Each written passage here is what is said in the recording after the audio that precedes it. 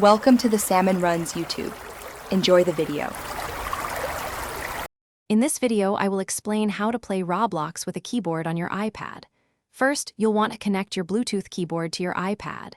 Simply go into your iPad settings, find the Bluetooth menu, and pair your keyboard. Make sure your iPad software is up to date for the best experience. Once connected, open the Roblox app, and you're ready to dive into your favorite games with enhanced control. This simple setup takes just a few moments. Now that you're in a game, let's cover the essential controls.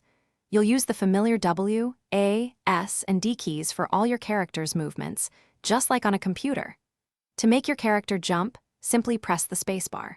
For camera control, utilize the arrow keys to look around and adjust your perspective. These basic commands will get you navigating the Roblox world with ease and precision, giving you a significant advantage. For more advanced actions, pressing the escape key will typically bring up the in-game menu, allowing you to pause or access settings. Many Roblox games also offer options to customize your keybinds, so you can tailor the controls to your personal preference.